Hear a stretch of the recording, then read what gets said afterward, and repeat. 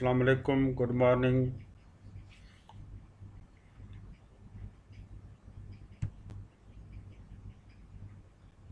Assalamu alaikum, good morning. I hope all of you are okay. Uh, Regarding the renal module, already various lectures has been conducted by Dr. Santosh Kumar. So I am assigned regarding acute kidney injury, chronic kidney disease, and cystic disease. So today we will discuss the acute kidney injury. My presentation outlines are: first, how to define the acute kidney injury, then classification of the AKI, then what are the various causes or etiological factors that leads to AKI, how this acute kidney injury develop, and what are the strategies to decline the acute kidney injury. That is very important because we have to uh, stress to decrease the cases of the AKI. If once the patient develop CKD or end-stage renal disease, then treatment option is either maintenance hemodialysis or kidney transplant. After this presentation, I will conclude. So, acute kidney injury, basically it is defined as abrupt, means acute, sudden decline in renal function that sufficient amount of the nitrogenous material that is retained in the blood, and this occurs due to loss of regulation of extracellular volume and electrolyte also. Regarding this definition, consensus historically exists. However, reservations are also exist. So, acute renal failure, either reduction in GFR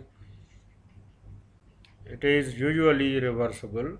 There is no agreement how much serum creatinine has to increase and at what period of time it constitute acute renal failure. Either 0.5 milligram per deciliter within 48 hours or 50% increase to at least 2 milligram per deciliter or depend upon the urine output or urea level. So far 35 definitions are available that show the complexity of the problems. So acute kidney injury, basically when patient develop AKI, then patient presented with history of oliguria, and if you do the lab, the serum creatinine will increase. Though serum creatinine is not sensitive in detecting the early decline in GFR in the early stages of acute renal failure, patient become oliguric or anuric, and sometimes uh, even urine output is good, but renal functions are disturbed. Now coming to the classification of the acute kidney injury, it is classified into two. One is rifle criteria, other is AKIN staging. What is rifle criteria? Rifle means R for risk, injury, failure, loss, and end stage. Acute kidney injury network staging, AKIN, acute kidney injury network. The difference between two: first, Doki guideline introduced the rifles criteria. After that, they uh, again conclude that in case of AKI loss, majority of the patients are recovered. Not all the patients are develop loss or end-stage renal disease. So last two components are deleted. So rifle criteria, International Acute Dialysis Quality Initiative Group, basically depend upon the two factors. One is GFR criteria, other is urine output criteria. I already told you rifle means risk, injury, failure, loss, and end-stage renal disease. What are the patients who are at the risk? Increased serum creatinine more than 1.5 or GFR decline more than 25% and urine output decline less than 0.5 ml per kg per hour for the last 6 hours. In case of injury, serum creatinine become double and GFR decrease more than 50%. Here urine output same but duration 12 hours. Then failure, increase serum creatinine triple 3 times and 75% decline in the GFR.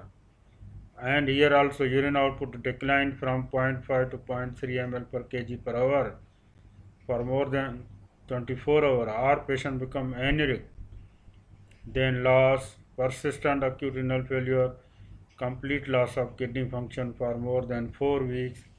It is defined as loss. Then end-stage renal disease label when the renal functions are deranged for more than 3 months. Then we label the case of end-stage renal disease. Uh, After this rifle criteria, the acute kidney injury network that improve outcome in acute kidney injury. This is published in 2007. 5 components were in case of rifle criteria, but in this staging, 3 components, last 2 components are deleted, but 3 are the same. Okay. So AKI better represent a full spectrum of the acute disorders of the renal function, especially in regard to reversible injury. The issues of pre-renal obstructology not entirely clear in AKI definition, but classically held to exist in this framework. Now regarding the biomarkers in acute kidney injury that are alternative to serum creatinine,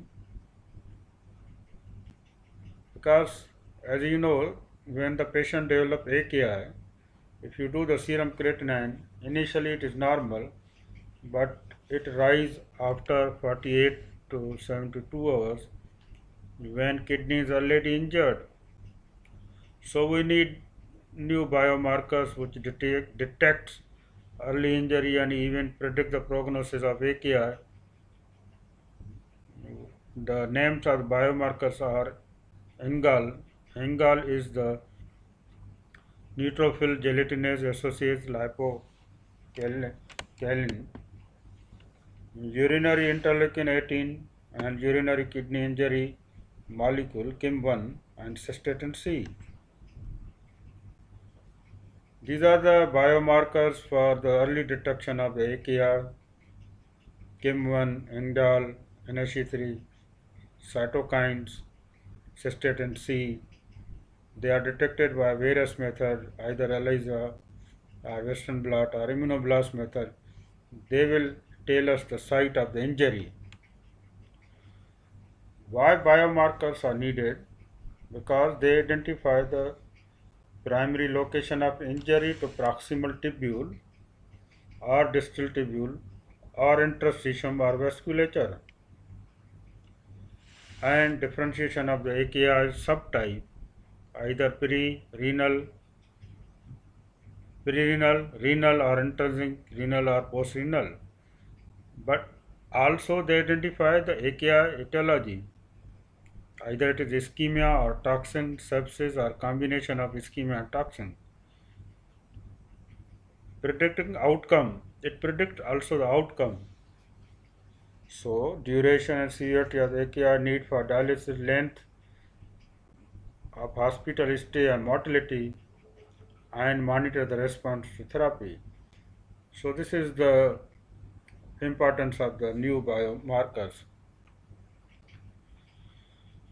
What are the characteristics of the biomarker? They should be rapid, non-invasive, easy to perform, using easily accessible sample and blood or urine. They should be sensitive to facilitate early detection and should be specific for AKI, enable identification of the AKI subtype, should show strong biomarker properties. Conventional urinary biomarkers initially used, still we are using, these are cause, fractional excretion of the sodium, urinary proteins, high molecular weight, tubular proteins. These are the non-specific and sensitive for early recognition of the acute kidney injury. NGAL increase early in the urine and blood after ischemic or nephrotoxic AKI, reduce within 2 hours and peak 6 hours. It predicts the severity of AKI and dialysis requirement. It is influenced by systemic infection, inflammatory condition and malignancies. Interleukin 18, it is a pro-inflammatory cytokine induced and killing in the proximal tubule. It is easily detected in the urine after ischemic AKI. It increased by 1 hour and peak at 12 hours post surgery. It is more specific to ischemic AKI and is not affected by chronic kidney disease or UTI. This interleukin 18 is influenced by endotoxemia, immunological injury, and cisplatinum toxic. Now coming to the etiology, what are the causes of the acute kidney injury? As you know, the perirenal, renal, and postrenal. They are divided into perirenal, renal, and postrenal. Coming to the perirenal, volume depletion is the major cause. Volume depletion either due to diarrhea, fluid loss, blood loss, hypotension, congestive cardiac failure, hemodynamic changes, intrarenal vasoconstriction due to certain hormones, or if you use the radiocontrast media, prostaglandin inhibitors, because there are some vasoconstrictors, CNI inhibitor, calcineurin inhibitor, ACE inhibitor, amphotericin B, hypercalcemia, hepatorenal syndrome.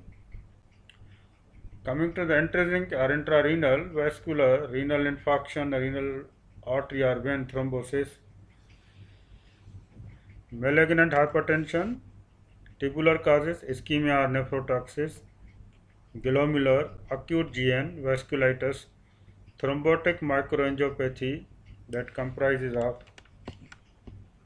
HUS and TTP, and TIN, tubular interstitial disease due to drugs or tumor infiltration.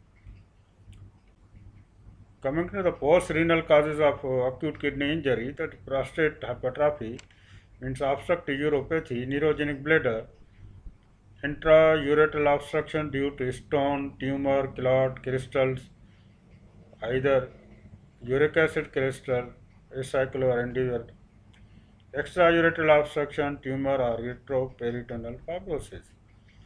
This slide shows the various causes of acute renal failure that are already discussed in the previous slides, but this is the diagrammatic and a very nice presentation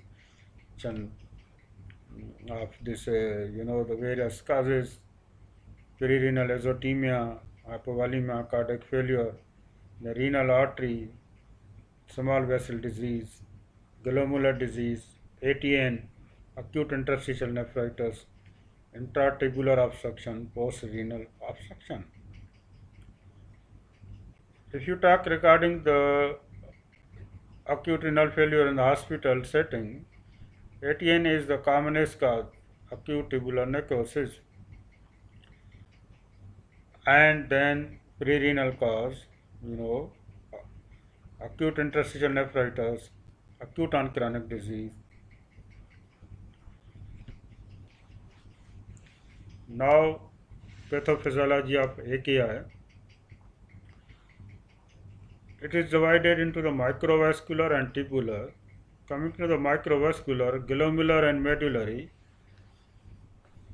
increased vasoconstriction due to renal nerve, adenosine, angiotensin II, or thromboxane A2, endothelial leukotriene, and other vasocon. Basically, there are some vasoconstrictor and some are vasodilator.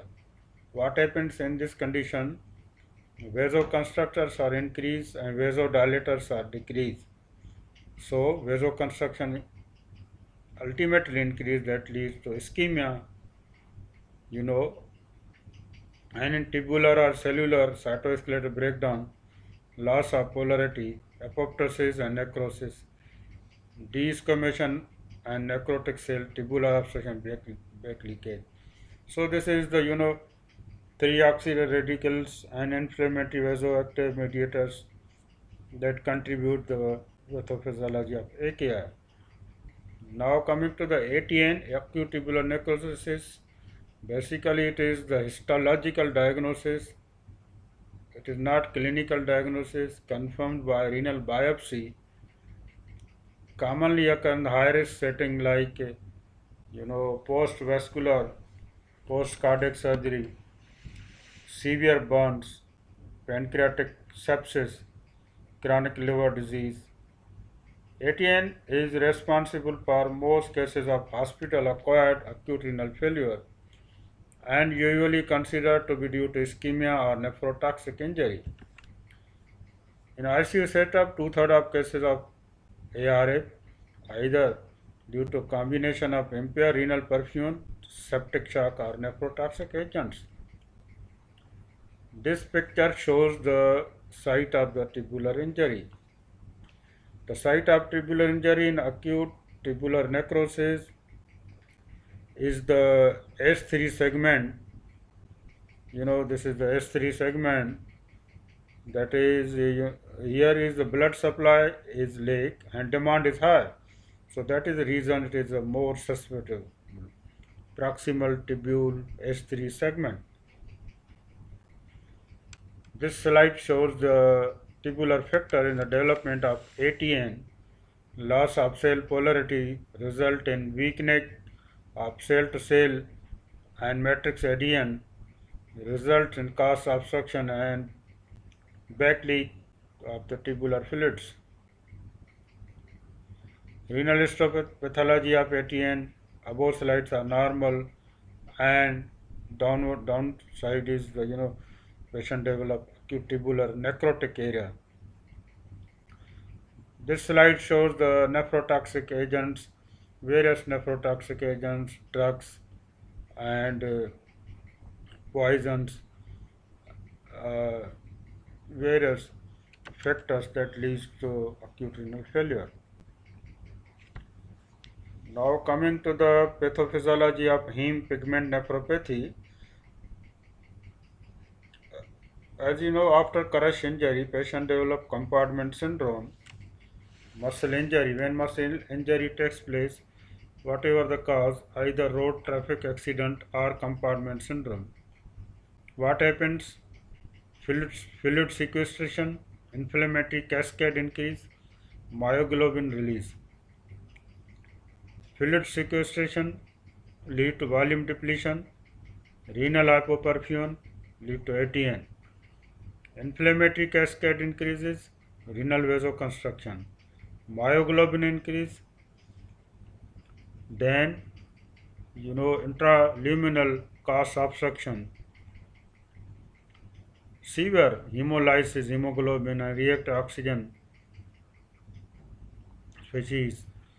Heme protein mediated tubular toxicity. So these all contribute to the heme pigment nephropathy in case of ATN. Now this is a very important portion of the acute kidney injury that usually in the common practice we see this patient when we use the dye in the IVP, in the MRI or in the CT contrast. So if this dye is used when the renal functions are already decompromise, so patients' kidney functions deteriorate. So ARF secondary to contrast nephropathy typically occur in patients with underlying renal impairment and rarely seen in patients with normal renal functions.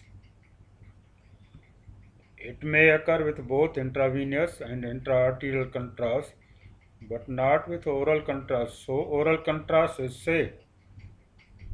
The incidence of contrast nephrotoxicity is about 20% and 50% patient. It depends upon the serum creatinine. If the patient is serum creatinine 2, the chances of 20%. If the serum creatinine is 5, chances is the 50%. So what is the definition of the radiocontrast induced nephropathy, RCIN? Basically, it is the new onset of exacerbation of the renal dysfunction after contrast administration in the absence of the other causes. Increase by 25% or absolute increase serum creatinine more than 0.5 milligram per deciliter from baseline. The characteristic course of the radiocontrast induced nephropathy, it occurs usually after exposure of the contrast 24 to 48 hours post contrast exposure and with creatinine peaking 5 to 7 days later, and it normalizes within 7 to 10 days. Mostly these patients are non-oliguric, means urine output is good. This slide is very important that show what are the risk factors for contrast induced nephropathy. One, patient related on right side, patient related risk factor on left side, procedure related risk factors. Among the patient related risk factors, renal insufficiency, diabetic patients, elderly patient, dehydrated patient, volume depletion, hypotensive patient, low cardiac output, congestive heart failure, or already patient is using nephrotoxins, and renal transplant patient. In procedure related renal factors, multiple contrast media injection within 72 hours, intraarterial injection site, high volume of contrast media, and high osmolality of the contrast media. So these are the various risk factors for development of the contrast induced nephropathy. This slide shows the medullary ischemia. Contrast agent cause selective renal medullary vasoconstriction, shunting of blood to the renal cortex, that is known as Steele phenomena. This leads to tubular injury. What are the mechanisms that patient develop radiocontrast induced nephropathy? Basically, contrast media if used, there are certain mechanisms. There are some vasoconstrictor and some vasodilators. Vasoconstrictors are increased. Vasoconstrictor are adenosine, endothelin, and PGE2, and vasodilators, nitrous oxide, PGE1, PGI2, they decrease. So, vasoconstrictor increase, vasodilator decrease, that leads to vasoconstriction, renal medullary ischemia, acute renal failure. Contrast media increase the osmotic load, increase oxygen consumption, increase blood viscosity, lead to acute renal failure. This also leads to antioxidant enzyme activity and increase free radicals. So direct toxicity, increase consumption, blood velocity. Now this is a very important portion, how to decline the acute kidney injury. What are the strategies to decrease the AKI? So there are some proven and possible effective and ineffective. Coming to the proven efficacy, avoidance of the nephrotoxic single daily dosing of aminoglycoside, drug modifications, non-ionic dye use we should use. Hydration is very important in case of redocontrast, cisplatinum, in case of rhabdomyolysis or tumor lysis syndrome, activated protein C in sepsis. These are the proven. Possible effective, monitor the drug level, adequate renal perfusion, either low dose calcium channel blocker, phenolidipam, N-acetylcysteine in contrast nephropathy, atrial B-natrial peptide, alkalinization of the urine in case of rhabdomyolysis, methotrexate, tumor lysis syndrome, mannitol in kidney transplantation, aortic surgery, rhabdomyolysis. It should be ineffective or low dose dopamine or loop diuretic or aminophyllins. So this slide show again because volume is very important. Patient should be euvolemic. Patient should be not dehydrated. Patient should not be hypovolemic. If the patient is hypovolemic, hypotension, hypoperfusion, AKI develop. So decrease the risk of AKI redocontrast agents. Isotonic soda bicarb 3 ml per kg per body weight 6 hours superior. Or decrease risk of ARF, surgery of aorta of, or obstructive jaundice, renal transplant. So in these patients we can give early fluid resuscitation in critically ill and sepsis in emergency, decline the mortality, decrease the risk of AR. So early intervention, early fluid resuscitation is very important. Courage syndrome, myoglobin's release. So again hydration is very important. It should be 1 to 1.5 liter in the first hour, 10 liters per day. Urine output should be more than 300 ml per hour. A question for ICU patient with multiple risk factor: third is space fluid loss, cardiac failure with decreased renal perfusion, precipitate pulmonary edema. At the end, we conclude acute kidney injury gives a better perception. Use of the term failure denoted question mark. Irreversible situation when a sizable number recover to complete normal renal function. New biomarkers can predict early injury and outcome of acute kidney injury. Hence, the term acute kidney injury is rational. Current classification AKI take into account already minimal changes in serum creatinine. So these minimal changes have an impact on outcome of the acute kidney injury. So determination of the bias or serum creatinine remain a problem. So thank you very much. This is all about acute kidney injury. So we have discussed all the aspects of the AKI. Once again, thank you very much.